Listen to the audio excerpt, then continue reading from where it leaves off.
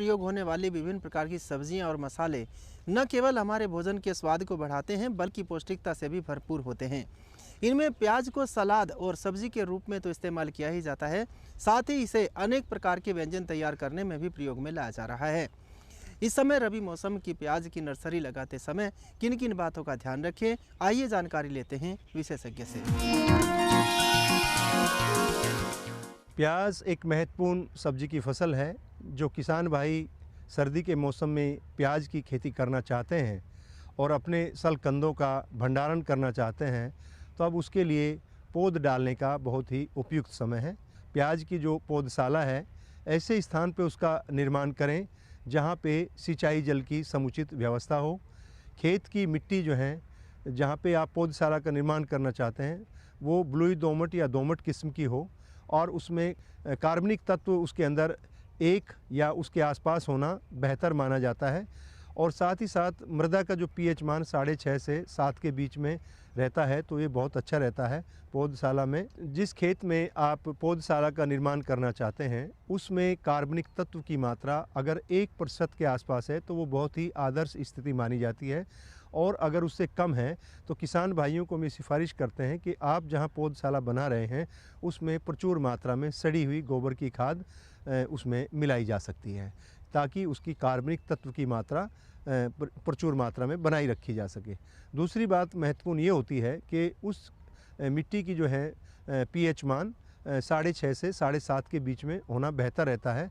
अगर मिट्टी का पीएच मान 7 से अधिक होता है तो उसमें पौधशाला में जमाव प्रभावित होता है और जमाव के बाद भी पौधों की पत्तियां ऊपर से जलना शुरू हो जाते हैं। और अक्सर हमारे किसान भाई पौधशाला में ये शिकायत भी करते हैं कि हम पौध का निर्माण जो करते हैं उसमें ऊपर से जो बढ़ने वाला भाग है, पत्तियां ऊपर से टिप सूखना शुरू हो जाती हैं। अगर आपकी जहां पौधशाला का तैयार की है उसमें नमक की मात्रा अधिक है या पानी नमक का है, तो ऐसी स्थिति में ये समस्या आने की स्थिति बनी रहती है। हमारे किसान भाई थोड़ा सा परिश्रम से बचने के लिए समतल क्यारियों में बिजाई करते हैं। उससे किसान भाइयों को कई कठिनाइयों का सामना करना पड़ता है। एक तो जब आप बिजाई करते हैं बीज की मात्रा अधिक लगती है और अनियंत्रित मात्रा आप इस्तेमाल में करते हैं। दूसरी बात यह है कि उसके अंदर बाद में जब खरपतवार आदि निकालने का समय होता है तब उसमें आपको निकालने में कठिनाई होती है और इस प्रकार से आपकी पौध के साथ जो खरपतवार हैं वो बढ़वार के लिए प्रतिस्पर्धा करते हैं और आपकी पौध कमज़ोर रह जाती है।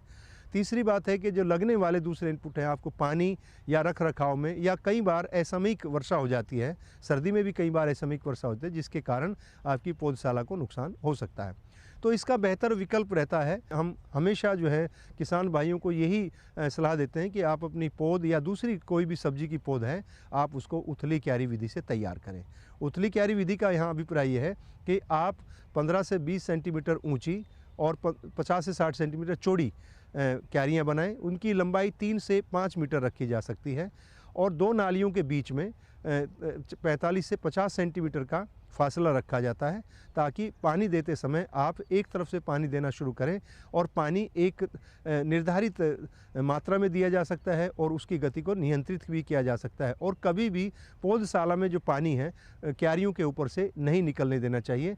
इससे क्या होता है, बीज का जमाव भी प्रभावित होता है और उसकी पौधों को निराई गुड़ाई करने की ज़्यादा आवश्यकता पड़ती है। तो उसमें आप जो है 100 ग्राम DAP और 50 ग्राम MOP मिला करके प्रति बेड के हिसाब से आप उसकी ऊपरी सतह में मिला करके क्यारियों की अंतिम तैयारी कर सकते हैं।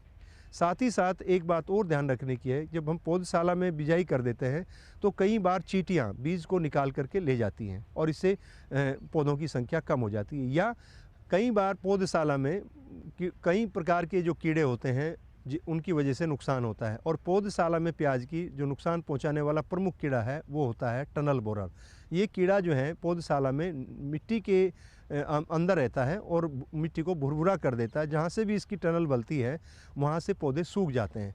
इस कीड़े से होने वाले नुकसान से अगर हम बचाव करना चाहते हैं तो हमारे किसान भाई क्यारी की तैयारी करने के बाद, जब जैसे हमने कहा कि DAP और MOP की मात्रा आप नाप करके उसमें डाल दें और उसके बाद ही आप ये इसका बुरकाव कर दें। बुरकाव करके इसको 1 से 2 सेंटीमीटर की गहराई तक मिला दें, ताकि टनल बोरर से होने वाले नुकसान से हमारे किसान भाई बच सकते हैं। ऐसे तो इस के बचाव के लिए बाद में भी इसका बुरकाव किया जा सकता है, लेकिन अगर इसका जो है बेसल एप्लीकेशन कर दिया जाए तो वो ज़्यादा कारगर रहता है। खरीफ के मौसम की जो किस्में हैं वो अलग हैं और रबी के मौसम की किस्में अलग हैं। तो हम अपने किसान भाई को बताना चाहेंगे, अगर आप लाल रंग की प्याज की खेती करना चाहते हैं तो उसकी जो उन्नतशील प्रजातियां हैं उनमें पूसा रिद्धि और Bhima red, Agrifound dark red, ये 3 किस्में हैं जो बहुत प्रचलित हैं। और इनको इसके अतिरिक्त जो हल्के लाल रंग वाली किस्में हैं जिसमें Agrifound light red, Pusa Madhavi, Kalyanpur red, Punjab red round, ये किस्में हैं जिनको हमारे किसान भाई बिजाई